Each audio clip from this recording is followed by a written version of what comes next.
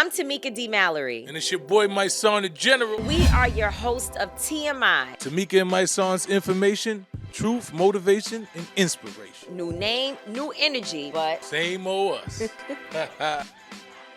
What up, Tamika D. Mallory? You funny. What's up, How Mysonne? you feeling today? I'm good. I'm a little, it's been. Black it power. is. Oh, that's right. I'm in Black. This Black History Month. I know. Black Power we just mode. been. I mean, everything we've been talking about all month is about Black people, but we certainly need to kind of focus on Black History Month and what do we call it? The observance. That's the word. It's the observance of it all. So we haven't really been able to get to that because the country is very, very, very different. Interesting. It's not so much. It is different. No, it's very different. I don't know. I struggle with saying that it's different. I think that it is worse. So if it's worse, then it's different. Yeah, I guess so. But I still think it was pretty bad already. I mean, I don't know. I just feel like we've got to be coming to a crashing halt because when a woman is across the world in Pakistan talking about what is she doing? Run me my money. Like what is that lady doing?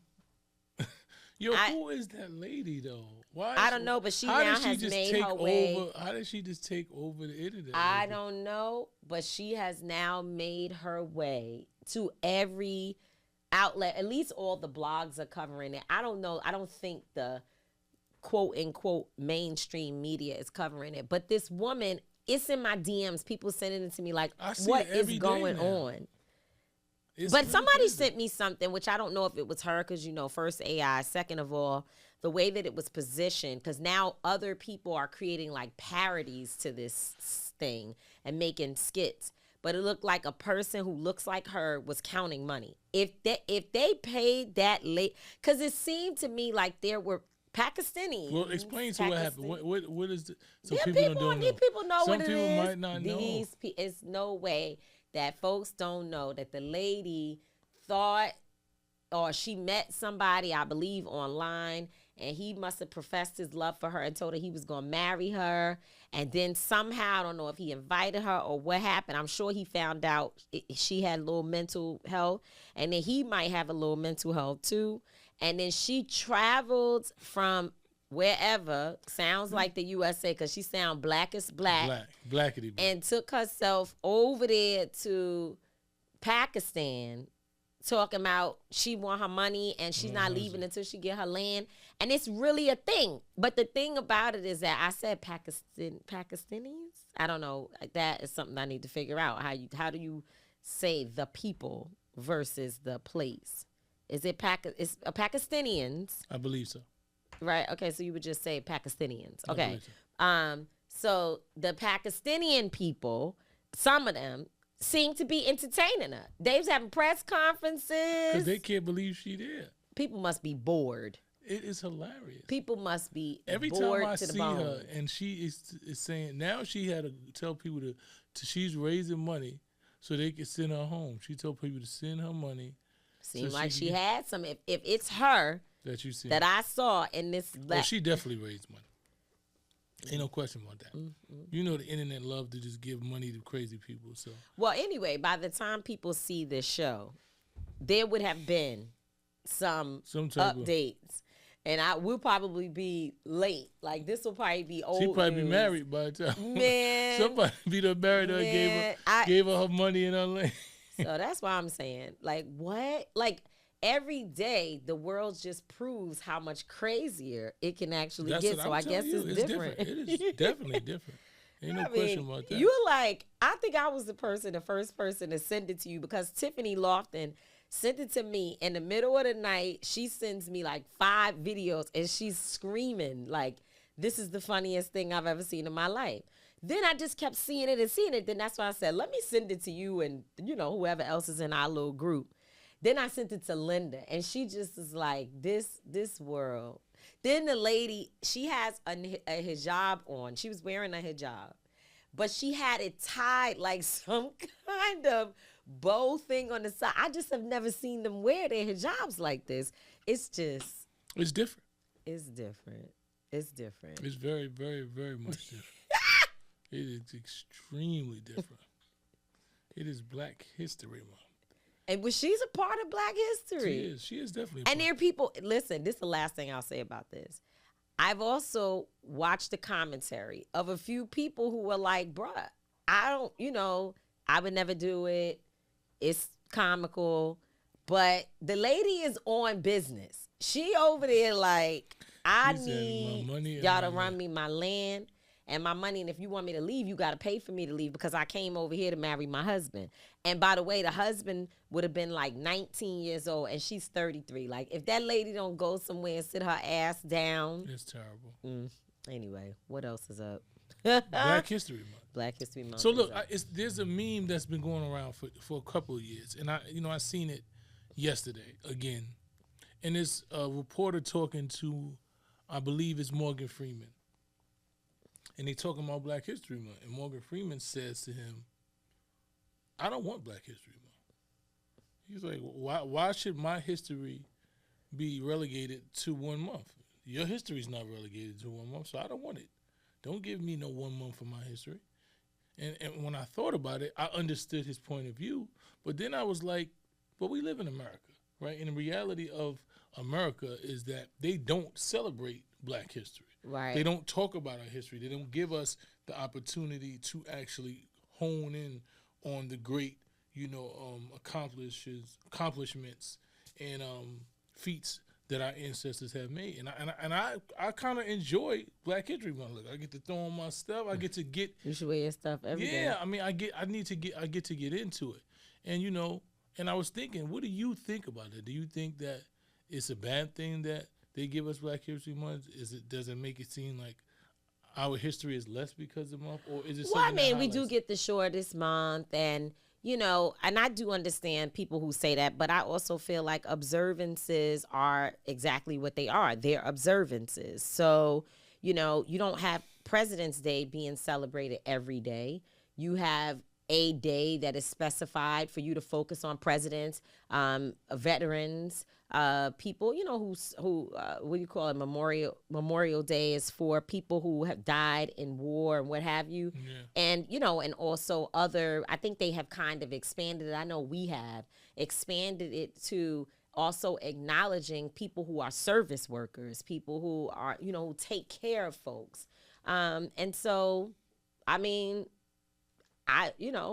everything has its time. And I think that one entire month, we should really take as much advantage of it as possible, especially now when we see there is a attack on our history. There's an attack on anything that has to do with forcing the world to sit still and have to look at, as you said, the accomplishments and the fights that we have fought and won.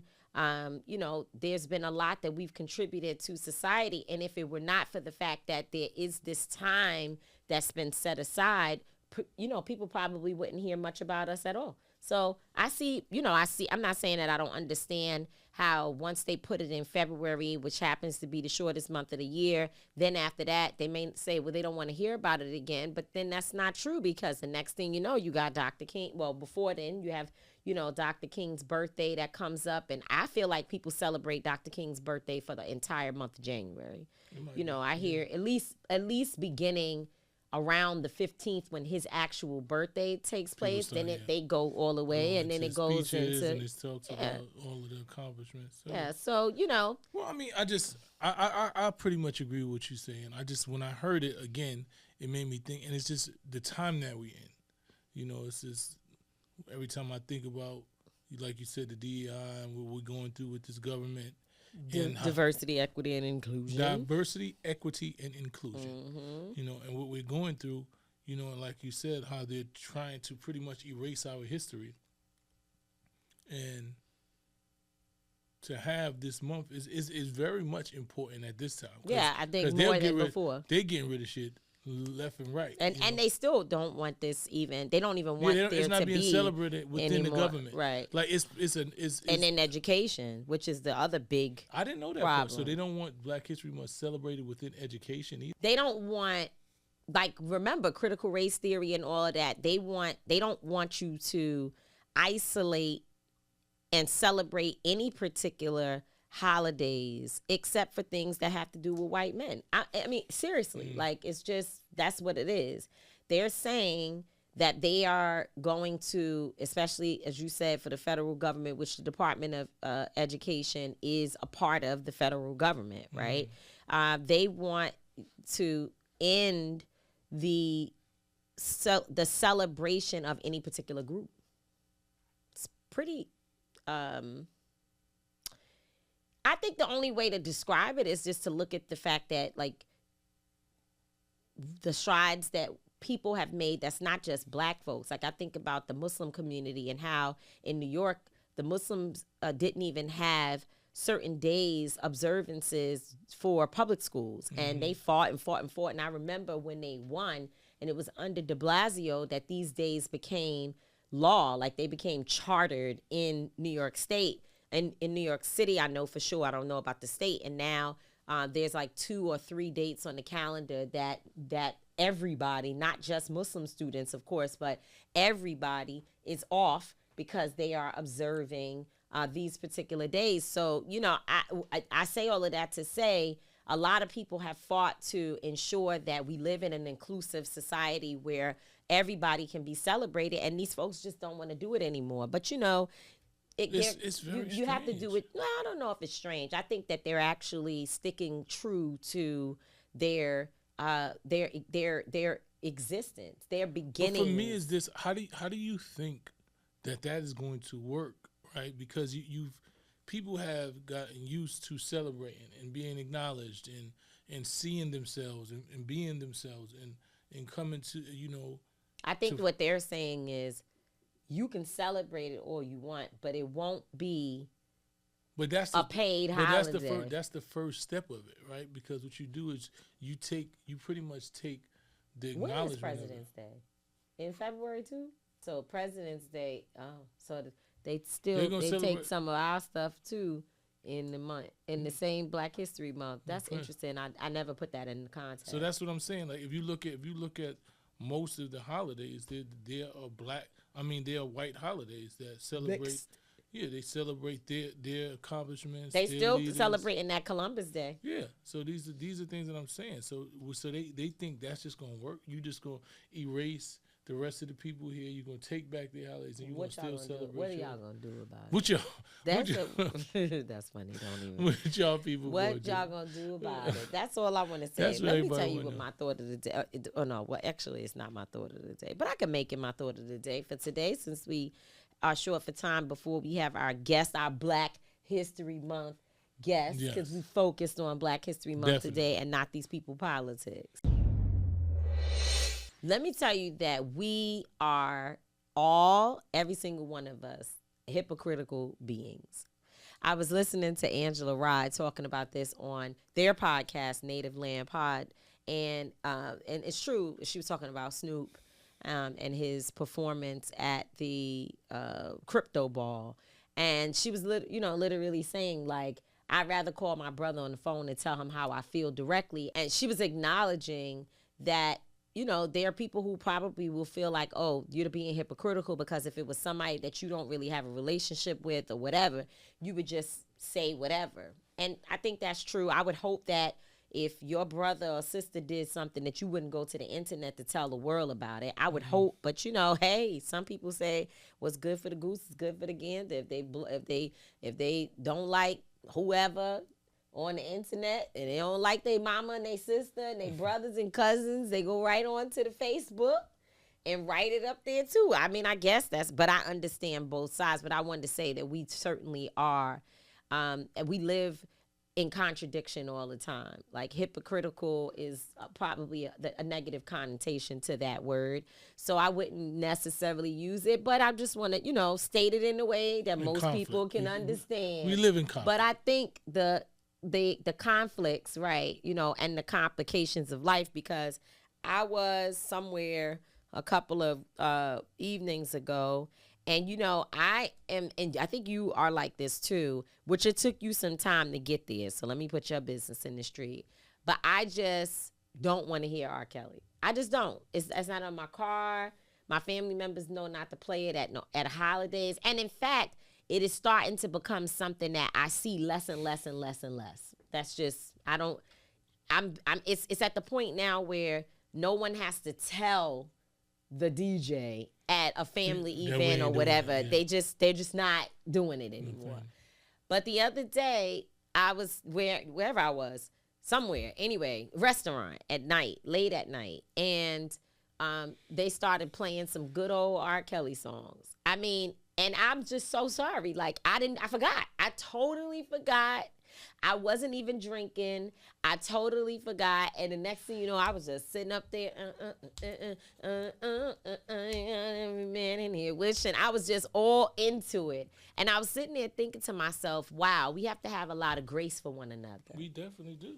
We got to. We have to have a lot of grace for one another because it's very hard, for people to ignore the music and contributions that R. Kelly has made. Like, my whole childhood can be marked by R. Kelly songs. Like, I could tell you every year of my life, based on R. Kelly song and what I was doing, and the girl I liked, and the party we went to, and the song, and the first slow jam that the little rub you got. Like, R. Kelly was that for us in the late 80s, early 90s. He was. So it's just like... He was, but I would say that, and I was having this conversation with someone else, and they were like, yeah, but the parents took their kids there and whatever, and that's fine. I'm not, because I believe that is true, that there were some parents that literally took their children to him knowing that something wasn't right. Like, I'm never, ever, ever, ever, ever taking my granddaughter, and I never did it with my son, to take them to somebody and a man, woman, whomever else it is, that's not a family member or somebody that I trust. And even in those situations, we were always taught you don't even trust everybody in your family, and just leaving my child there for days and whatever, and not like, no, I'm just not ever doing that. So I understand people who say, but what about the parents? And I think that those parents have to deal with their children. They're going to have to deal with different things. But guess what? I don't know them. I don't buy their albums. I don't buy their shoes, clothes. I don't support them in any way. With R. Kelly, this is a grown-ass man. Yeah. You a grown-ass man. And if a person brings you their child, and you allegedly do whatever to them, which, whatever, allegedly do whatever things to them, and, then something wrong with you also. So the parents and you, it's not like either because of the parents, then you somehow are exempt.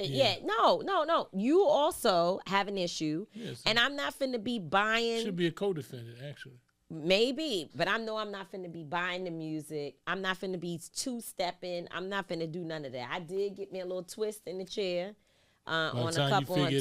And then eventually I said, take it back. You like, let me take this dance back. No, I didn't even do that. I just said, I'm going to be very vulnerable. I just, I was like, I'm going to be vulnerable and talk about this because, I hate for people to be walking around in the world feeling like everything is a zero sum. That's what this world makes you believe. It makes you believe that if you don't do everything exactly, perfectly, as they say, whoever they is, then, or whoever they are, then you just have failed. And I don't think that that's right. I think we all come up short in terms of how we live and the things that we do every day. And I just wanted to say that, you know what? I had a moment, but I put myself back together again. I mean, sometimes you have a moment. You snapped out of it. Mm-hmm. You know what I'm saying? Did. And then there were people in the restaurant, and I was like, damn, they wasn't paying me no attention. But I was just thinking to myself, wow, I really don't do Arquette, like, at all. But today, the paparazzi people could have caught me, and I look like I'm just a hypocrite because I just sit on there like shaking it, doing it ignition. to the ignition, whatever ignition you have. The kitchen. I came up over with him. Okay, let's not give it any. I'm just saying don't do too much. Don't do too much. But that's it. That's what happened. Well, listen, man. We everybody got our own cross and sins to bear. You know, let he who is without sin throw the first stone. Yeah, you sound really Religious. no. Anyway, I'm just gonna let it go. I'm just saying.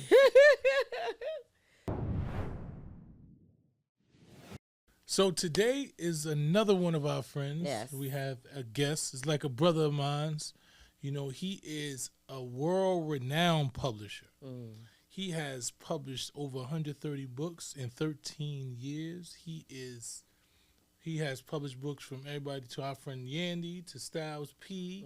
You know, so the list goes on, and he does children's books. This is his specialty.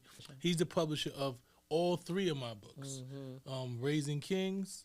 We have I Know My Rights, and we have Echoes in the Streets, which is my last book, and currently It's not your last. It is your latest. Okay, it's my latest. There's a difference between being your last and your latest. It is my latest, and he is none other than Hedrick McBride, the owner of McBride Stories. How are you doing today, my brother? Peace, brother. We known each other for so long, and you still say my name Why wrong. Hedrick. I always say Hedrick Hedrick McBride. because I always just call you McBride. That's what it is. I be yo McBride. No. What's up? What's up? What's up? Does We everybody don't just know. call you Sway. McBride? Yeah, everybody calls me McBride. You know, it depends on when you met me. But now I'm honored to be with you guys, and most respect to you too. And you know, it's just a great journey to be here with you. I'm watching everybody. I'm a fan as well as a supporter and a brother. So I'm grateful to be here. Well, thank you so much. It's good to have you. It's so funny because every time we talk about you on the show, my son's like McBride. That's it. Every single time. But I always get his name wrong. I always say Hedrick, and he be like, it's not Hedrick. I can't believe you It's don't know Hedrick. this. Where are you from? Where's your family from? Your roots. Well, my father is from the South. We from Sumter, South Carolina. Moved to New York, Harlem, and the Bronx. My mom is from St. Croix. Moved to the Bronx. I knew So there I'm was just somebody talking. that has some Caribbean blood running through their veins, because I don't know. Does blood run through your veins, or does blood run through your Blood runs body? through your veins. Through your veins? So Yes. that's how they get it out. They go in the vein. I Yes. just to make sure, because sometimes I don't be knowing stuff. But anyway, but I know Hedrick is absolutely a Caribbean inspired name. So that's why I kind of know it, because I know a lot of men named Hedrick who has somebody in their family that comes from the islands. And it's a beautiful name. It's a beautiful name. So sometimes people need to be calling you Hedrick and not Hedrick. just McBride. I'm gonna get used to Hedrick now. Hedrick. The island of St. Croix, you know that. So That's what's up. I've been called everything as a child. Cedric, Frederick, you know, I done heard it all. Hendrick, I heard it all. So you know, we're celebrating Black History Month, and you know, we wanted to celebrate you because most of the books that you have pretty much exuberate Black history, right? Like they focus on it. You know, most of the authors focus on how we better our communities. It shows us in a light that's, you know, young kids get to see Black people and brown people in a light that is always positive. So what made you start writing these books? Just that's a great question. That's the $1 million question. It started off by being a parent, reading to my daughter Skylar McBride. She's 16. Well, she'll be 17 next week. She's 16. So I used to read with her nightly basis, and I found myself reading books that were not culturally relevant to her. I'm reading Cat in the Hat. I'm reading Twinkle Twinkle Little Star. Just children's books that we all grew up on. And I'm just like, how can kids in this day relate to these books? So I said that they don't have any characters that look like us. They don't have storylines that look like us. Back in those days, I was a younger man, so I'm wearing a Yankee hat all the time. So I said we need representation. And that's what really made me start this journey. And then when I started it, it was so many people related to it and wanted it. And that's when I kept going. And then becoming an educator. I've been a school teacher in Brownsville, you know, one of the poorest districts in New York City. And our state test scores were so low. I was a fifth grade teacher. And I was wondering, I said, these kids are so smart. Why are the test scores so low? And kids really tell you because the books don't represent us. We don't want to read.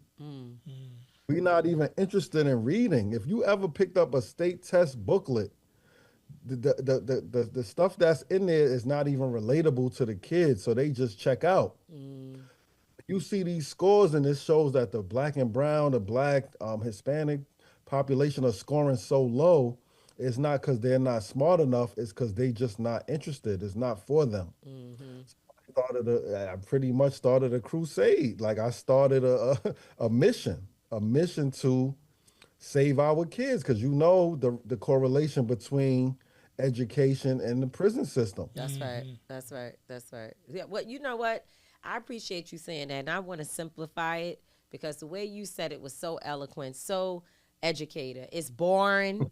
That's the bottom line. It's boring. Nobody wants to read it. And to be quite honest, if you really go back once we get a little bit older and we have and you get a level of consciousness and you go back and read some of these stories, it's really kind of racist too. Like, you know what I mean? Like it's like, and also for you to be forced as a teacher and student and parent to have to read some of the material and take that stuff in, which is teaching you, you know, Goldilocks, who's a white person with certain types of hair, that's, you know, that's a pretty woman. You know what I'm saying? They're not telling you Nefertiti. They're not telling you anything about people who look like you, and they're forcing you to have to like learn this. It's already enforcing stereotypes about us that we have issues overcoming later on in life. They literally are teaching you in the school system that to be light or white is to be better than anything else. That's a fact. It's indirect. It's training us to not have high self-esteem, not to have goals, just to celebrate others than ourselves. So our books celebrate us. It makes us feel good about ourselves. And even when we were children, our TV shows, you know, even if you had a different strokes that we loved them, they always had a white rich family or Webster or, you know, like it just showed us like it could never just be a black family thriving. No. These were our role models, and we were so thirsty to see black people on a show that we would attach to it. Right. Well, I guess the Cosbys came. Yeah, the Cosby's was pretty much the first show. Yeah, that showed that us. changed the game, a different world. These are things that changed the game, and this is what we're trying to do again. Wow. Because it did. Yeah. So, for how many years you've been doing? You said 13 years is the first time you started this book. So have you seen like the books that you have written with other authors? Have you seen change? Like, do you see that when you bring these books to the schools, are you seeing the kids more engaged? It is similar to rap music where sometimes our biggest consumers is not even our people because everybody wants to know our culture. They want to know what's going on. And not to toot your own horn, that I Know My Rights book that we published together came about during the George Floyd, you know, around those times when COVID started. And that book to date is my biggest selling book. And it has reached so many people, you know, and you know how organic, how that book came about. You and I met at a restaurant. I won't say the name because they accused my son and myself of not paying our tab. Yeah, they did try to do that. But they fixed Where it. They was that fixed at? it. It was in Sylvia's. We went to Sylvia's. We met. That's where we met. Who didn't know? Who didn't think you would pay his I don't know who it was. It was wasn't a somebody. family It wasn't a family member. So yeah, you know. We talking about saving the world and saving our Do they children. know that? The family No, members? I don't think they do. I don't think they do. They That's wouldn't funny. know that. But, They wouldn't know that. No, they wouldn't know. But yeah, he had reached out to me through a mutual friend, and she hit me like, "Yo, I have this publisher. He wants to meet with you. He's interested in doing a book with you." So I was like, "All right, hit me up." Who was it? What's her name? That's Sasha Del Valle. Sasha. Shout out to Sasha. Yo, Sasha hit me up and was like, she DM'd me like, "Yo, listen, I got this. He's a good friend of mine. I want y'all to meet." And it was a perfect match. It was a perfect match. And we sat down and he was like, "Yo, listen, I got a perfect idea for you.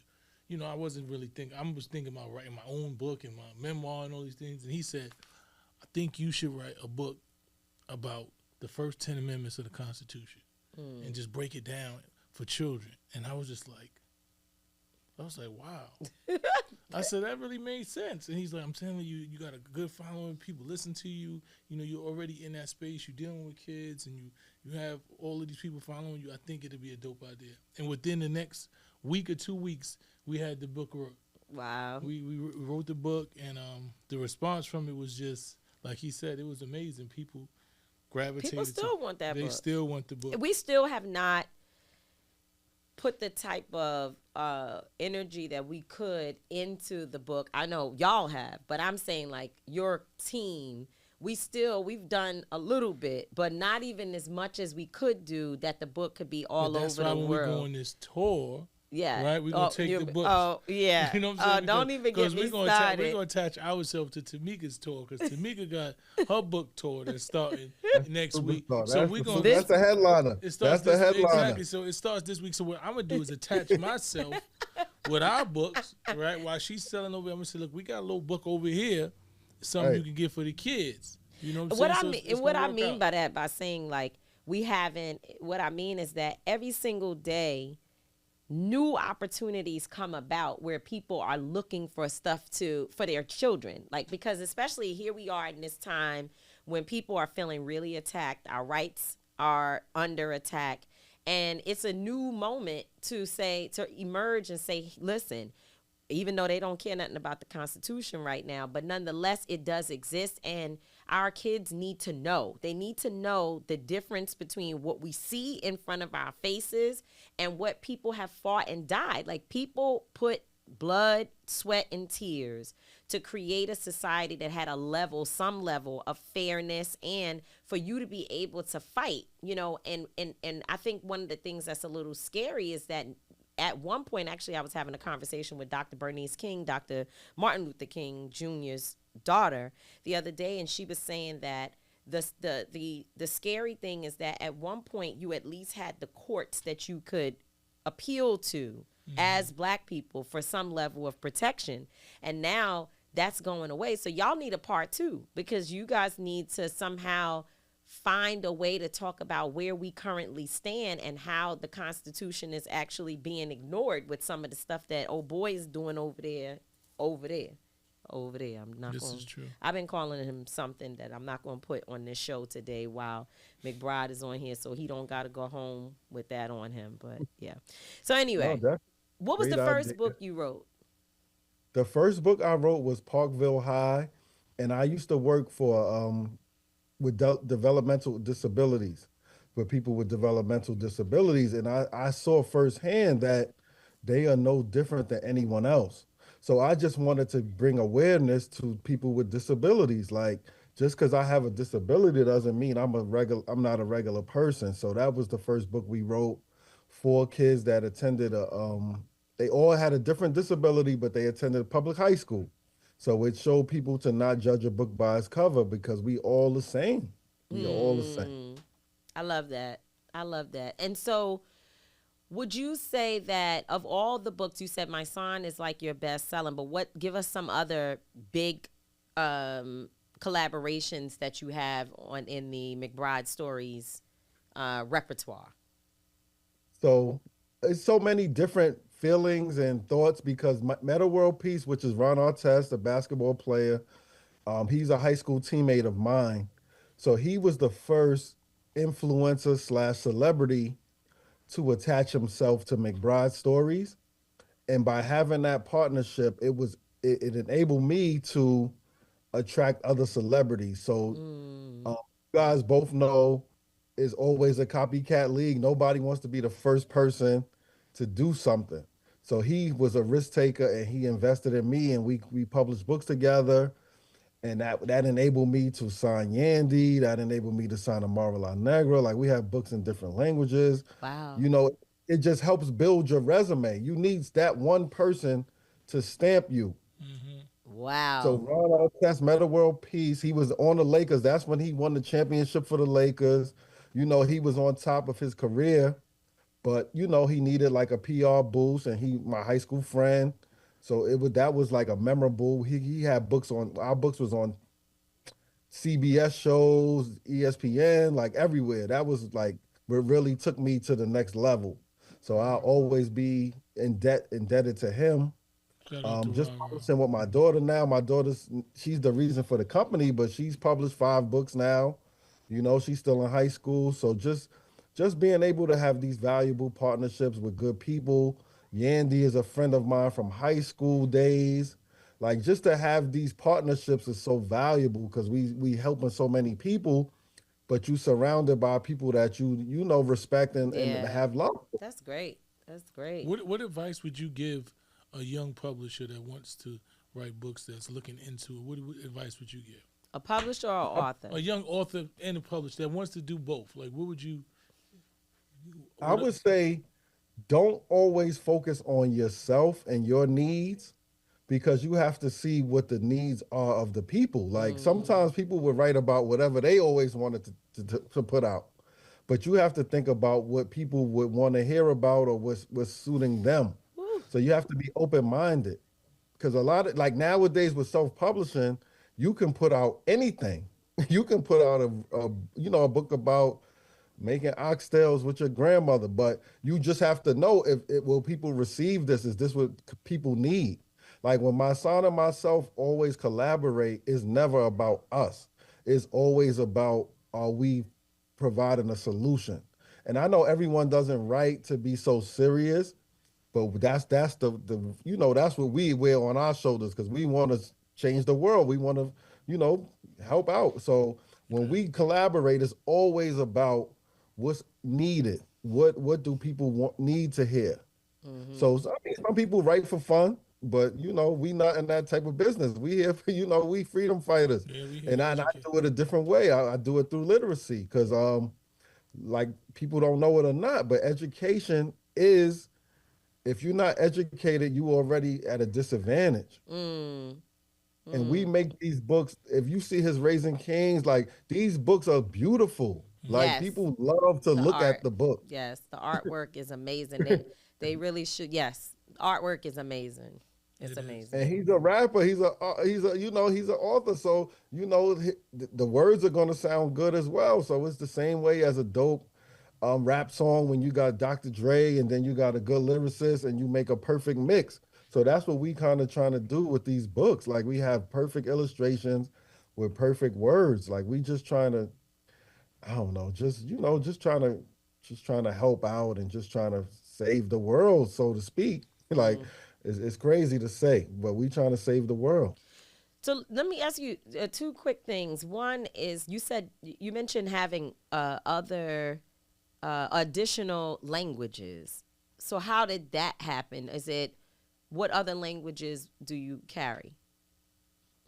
Because one thing about black and brown, you could be we've been transported all over the world. You know Right. that, sister. Like that's how we all got here. Right. Everybody was dropped off somewhere. So that partnership with Amara La Negra showed me because she's darker than any of us. Mm. So we did her book in Spanish and French Mm. because people all over the world can relate to somebody that looks like her. So Wonderful. we just want to represent everyone. We have books in different languages. My son's book, and then this is something like that he keeps it so real because I asked him, I said, you want to do it in French? You want to do it in English, Spanish? He said, I'm from the Bronx, McBride. He said, I grew up with black and Hispanic people. That's right. So there's a Spanish version of I Know My Rights. That's right. He didn't even want the French because he said, I grew up in the Bronx. This is Right. what I grew up with. So it's all about representation. Yeah, it's great.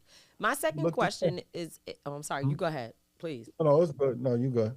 My second question is understand, like, what would be something that you would say you need to help your business go to the next level? And the reason why I'm asking you that is because right now we're in a weird time in the world, especially where a lot of corporations are coming under fire for, not supporting diversity, equity, and inclusion.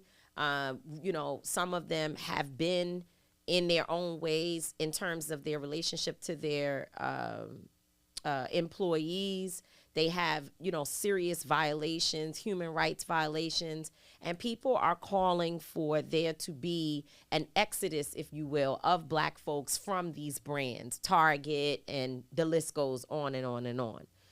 So my question for you is, in terms of distribution, like what would be something that if you had an angel right now that could come and help you, that you think would allow you to get in more households, into more of the hands of our young people? That's a great question. I feel like, and this is a debate I have with loved ones and family and friends.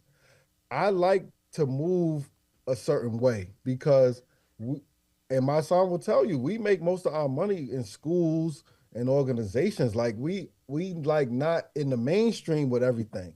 So it's like you have to move a certain way because I feel like attaching yourself to certain companies and organizations, you might not be in alignment with all of their values. And we see this every day, like companies that we trusted for all these years, sometimes they pop out and they're not in alignment. So I like to move this way. Like I don't need to be a millionaire yet. I just feel like if we making six figures or so, we just moving how we move. Cause sometimes you have to stay not attached to people. And we just saw with a lot of the leaders, a lot of the people that just fell, these are people like 5 years ago that we looked up to, and we would have been honored to be attached to them.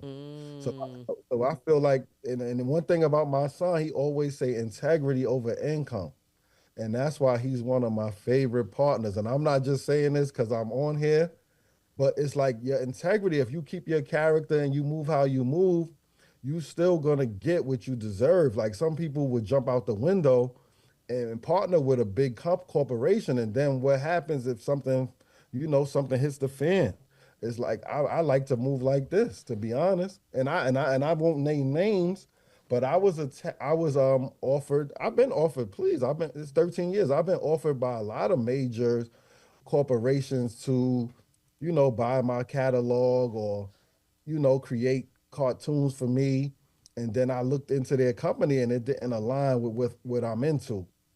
So sometimes being independent is good. But I love that, and that's one thing. Have you looked into? I think because our books, I think should be cartoons. Like I really been thinking about that. I think if we just had a cartoon with our books, I think it would take it to the next level. So that's something that I think we should look into. I think because all of the books that I've seen you wrote, not just my book, but just every book that you have written that I know, like with other authors, they have a real good substance and they have really good themes. There's some is about bullying, some is about being different. So it's just so many different. I seen the one that you had with DeVal and his wife. The time machine, the black when they traveling through time and they talking about things that happen in black like. These books are necessary. You said in Black History? Yeah, it was things they traveling through the time machine and they showing us different things and times, and it's a dope idea. So I think all of these books could be cartoons. I think that should be the next thing that you think of. But I want to ask this. This is the last question I'm going to ask you. Like, who would you want to do a book with? Like, what artists or whatever that you looked? It was like, you know what? This book right here would be dope. I'm not. Don't tell me the idea because we don't want to give away the idea. Oh no. But just being selfish and wanting to get rich overnight. I would love a LeBron James. I would love one of those, Rihanna. Wanting to get rich overnight. Just so we out of here. Yeah. But in terms of, I almost did a book with Dick Gregory before he passed away, and this was when Bill Cosby had got incarcerated. We was this close to doing a book with Dick Gregory because I said you would be the grandfather. Like a lot of people, we respect Dick Gregory, but these legacies are not carried on. So I figured if I would have did a series, like he would have been the grandfather telling stories. I thought that would have been fire. That would have been fire. But on a selfish tip, I need a Rihanna. I need LeBron. Come get me. What would you like for your legacy to be in the end? And by the way, when you said, I'm not just saying this because my son is sitting right here, and I just thought of this little joke that Hedricks don't lie. Hedricks tell the straight truth every time. But what would be your, like, what's the thing that you want to see come from your efforts? Because this is not just, I would say, it's not just being an author and a publisher. You are also, this is a spiritual journey, right? Anytime we are able to bring information to our young people that's different from this mess that they receive, they're being bombarded with garbage every day. And for you to try to cut through, because if you made, like, you know, kind of like popping who's zooming who books, if you made books about fashion and, you know, fighting and carrying on, you probably could make a whole lot of money because there's a big market for that. But to try to cut through the noise and bring some level of history and stability to our young people, that's very spiritual. And it's not just young people, because we know from my son's books that families, entire families, they take those books, they sit down together, and they read them together. And everybody, especially from I know my rights, everybody was getting educated, because we heard that many times. A lot of times parents would call me and be like, hey, yo, I just read the book. I didn't even know some of these rights. You know, I thought I was getting a book for my son or my daughter, and I ended up learning as much as they did. Right. You know what I'm saying? So that was a blessing. Yeah, so I think that's very spiritual, and, you know, I hope you see it that way. So what would you say in the end you want your legacy to be? I want my legacy to be someone who, you know, added diversity to children's literature, encouraged kids to read during the technology era. And you know, I'm from the hood too, so my friends call me the Black Dr. Seuss. They go to the club, they say my man beat Dr. Seuss. So the same way they celebrate Dr. Seuss' birthday and all that stuff, I would love to be celebrated. McBride stories, you know, we changing the face of literature, of literacy for our kids, and it is in a time where it's so needed. This is a scary time where education and you know, and you know, information is presented to kids so quickly. We slowing it down. We giving them the fundamentals. If you read Raising Kings, he broke down every facet of being a young man. Like, we taking our time with it. So we just want to build the fundamentals. We come from the 80s and 90s growing up with fundamentals. Right. You know, I play basketball. You have to have a left hand, right hand, jump shot. You know, like we was come from fundamentals. Now everybody's getting things so fast that they don't know the fundamentals. So I just want to be that person that brought it back to the old school, so to speak, and just slow things down. Education doesn't have to be over like quick, instant. Right. Now you can do a book report in 10 minutes. We used to have to go to the library, get 3 books and an encyclopedia. Like it took a long time to do that stuff. So and AI is doing that. AI is speeding up, you know, the processing, if you will, of information, which is, you know, I think that I don't think there's anything wrong with having tools to help fine tune something that you have already had to develop. But if you are able to just go to a system and say, write me a paper about McBride stories, how many books did he do, and, you know, what's the names, and then it just pulls up everything, and you don't got to do research, that's a problem. Yeah. Right. Yeah. Right. So. That's where we are. And I wanted to say something. I don't like to brag too much, even though you see my trophies and stuff in the back. I see him. Just to let my son know, I used to do that. I used to do it with Sham Gardner. Yeah, but they know. I was just hired as a professor at Morgan State, which is my college, That's dope. to teach the English course as Introduction to Adolescent Literature. Wow. And my son, one of your books is going to be a textbook at Morgan State University in the fall. That's dope, wonderful. Man. That's dope. We need I told you before, Janice, we need a ding, ding, ding, ding, ding, ding, ding, or we need a little something. Congratulations. That's Black History. That's Black That's History. We Black making History. Black History, man. Yeah. We celebrating you. You making Black History. Thank Hedrick. you. Hedrick McBride. Keep it going, King. We got a lot of work to do, man. You're an amazing person, not just author, not just a publisher, but you're a good person. Like, you know how you just meet people and his spirit just match mine. You know, I'm a spirit person. Like, if your energy and your spirit is off, I don't care what you got. I don't want to do nothing with you. So when I met him, he was very humble, but he's still, you can tell that he's a man. You understand what I'm saying? Very humble individual, but he's a man. He's honest. He looks you in your eyes.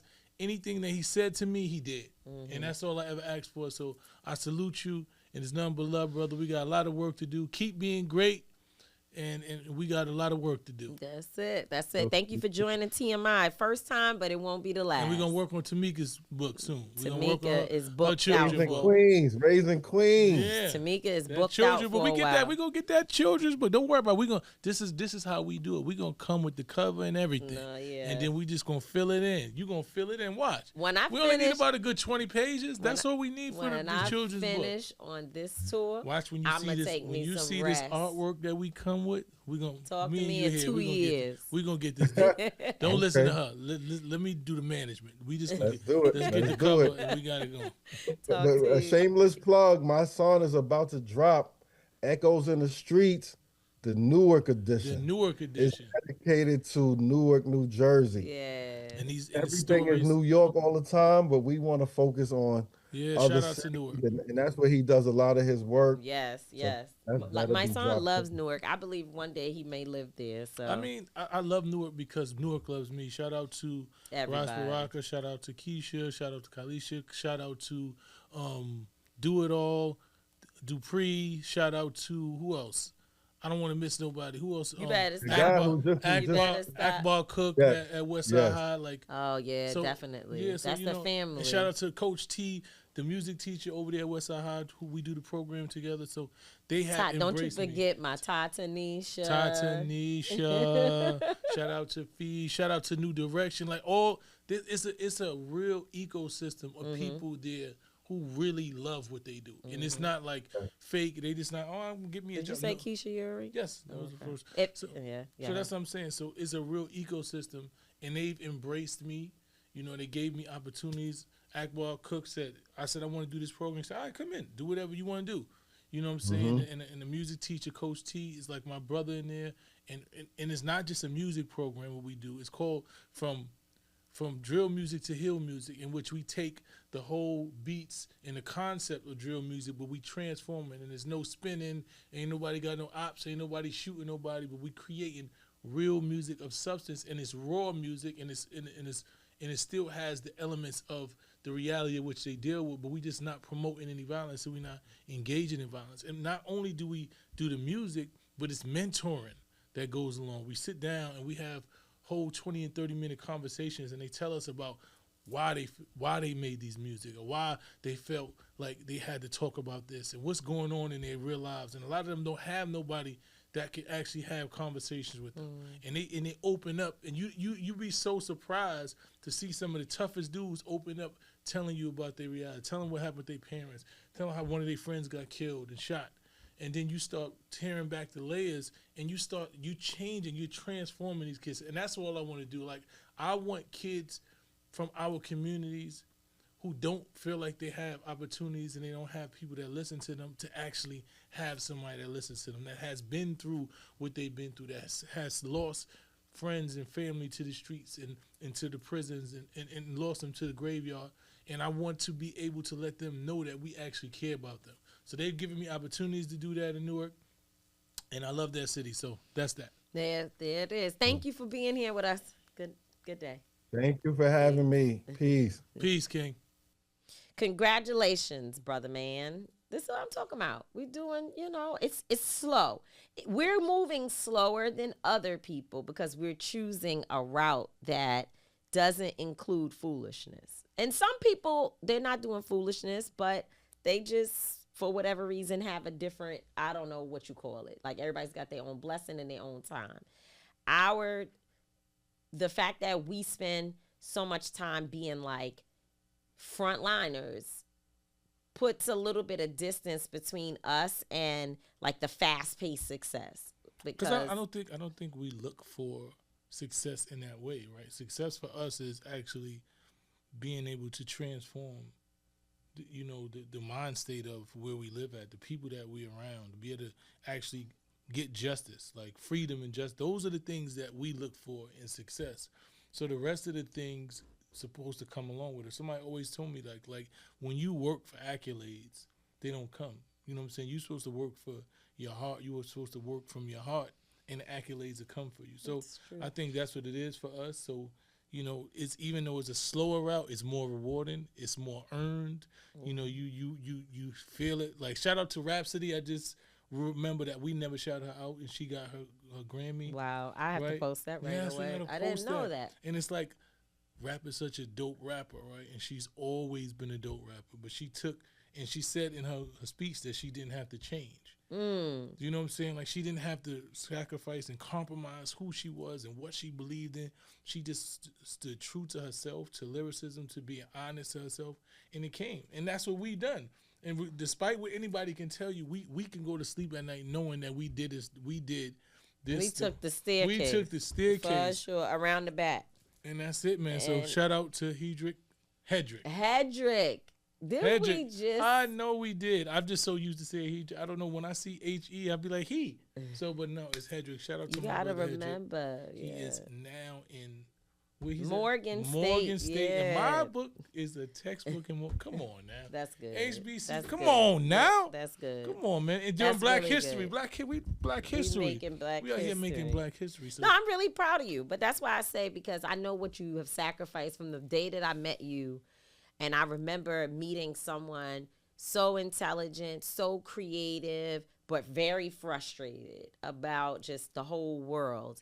And I may not have had all the pieces, but I did see in you something that I was like, well, the movement needs this. Like, this person and this energy, the movement really, truly needed you. And so it wasn't even me. Like, I introduced you to Carmen Perez, and that just like took off on its own.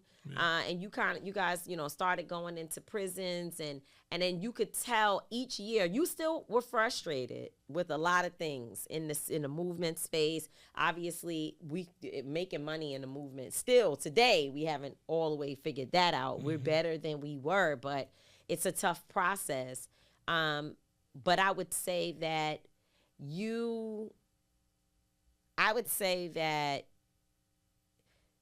I began to watch the layers of the frustration kind of shedding as you began to have more accomplishments towards your goals and things that you wanted to do, to find your people, find your tribe. As you've done that, more of that frustration of just being like, ain't nobody real. Everybody just lie. They say they gonna do this, they don't do it. This, and people just full of shit. Everybody's a sucker, da-da-da.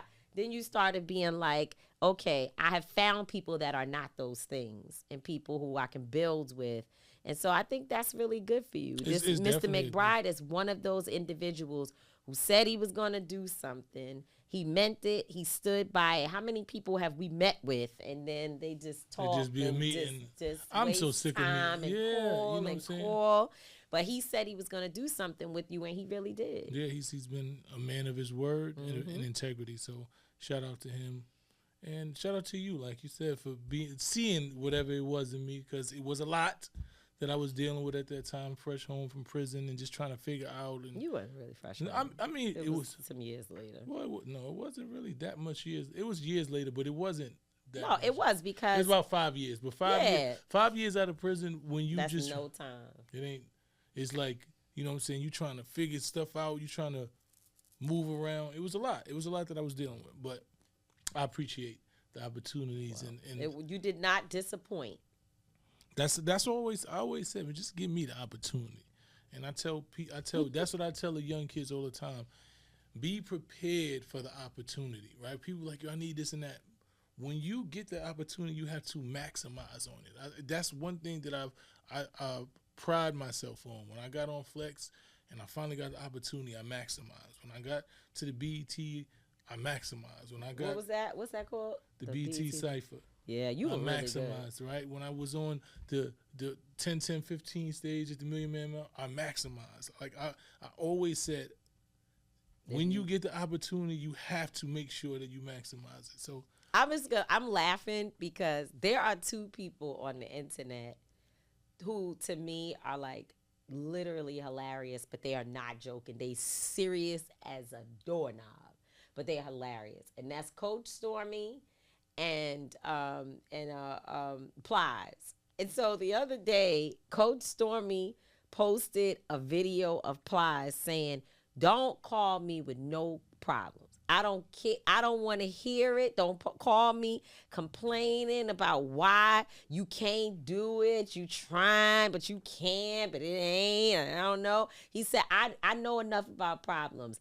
As long as there is breath in my body, if you just wake me up, I'm going to figure something out. Every single day, I'm going to figure something out. And Coach Storm is over there like, this is what I'm talking about. Because, you know, they're both very intense individuals. But I can see from in her situation, somebody that came from God knows. I mean, you know, her mom passed when she was younger. She's been through a lot. She came through poverty, through all of the streets of Miami, the whole thing, to being a stripper and all of that. And now here she is, not only making money, she's not just making money, but she also has made millionaires. And I know because I saw them. I was there. I see them. They're people I love, you know.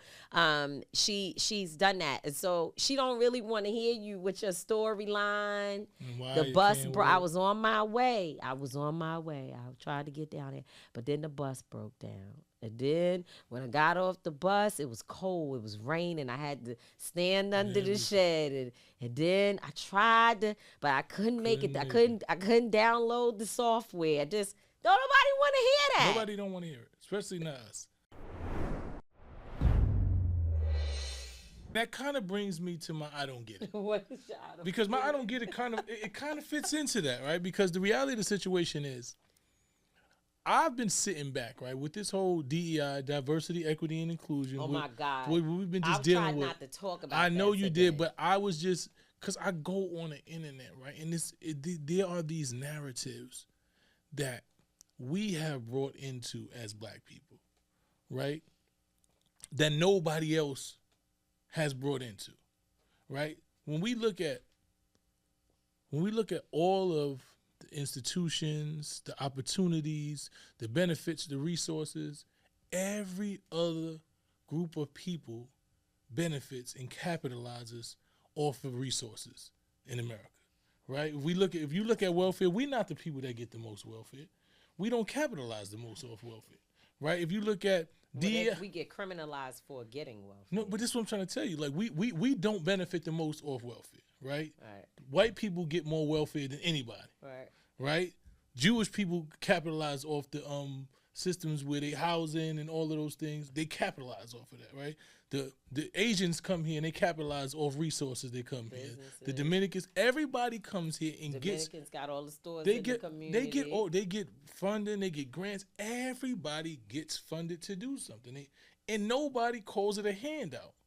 Black people who were brought here in chains and shackled, who have did labor for free here, who for 400 years were stripped of everything that they own. We. Right, it's all us, but I just want us to understand. We have. Martin Luther King said it the best. We are the only people who have been enslaved on American soil. We are the only people who have been stripped of our land, brought here with nothing, and given absolutely nothing. But somehow they made us believe that they shouldn't give us nothing. And if we take something from this government that we pretty much built in America that we built, that it's a handout, right? Like they made it, they're telling you, they made us, this is the craziest, it's the most craziest shit in the world. They say, D.I., what you need something from them for? What do you mean? They took our shit. They literally took everything from us, and they not even giving us 1% of the shit that they owe us. And you make it seem like we it's something wrong with us for getting the shit that they took.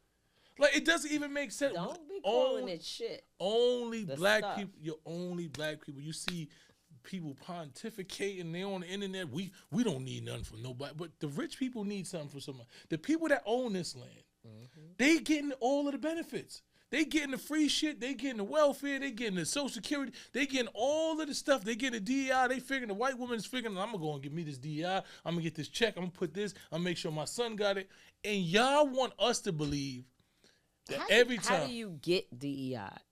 What What do you mean you gonna get this not DEI? I just wanted to know. I'm going to benefit off of it, right? Because I understand that these programs exist, right? I'm gonna go get like everybody else say. I'm gonna get the food stamps. I'm gonna get this and that, and they'll tell us, "Oh man, you want a handout? You looking for a no? I'm not looking for a handout. I want to be able to benefit the same way everybody else is benefit. Because I'm gonna build my own shit, but there are benefits that we can get."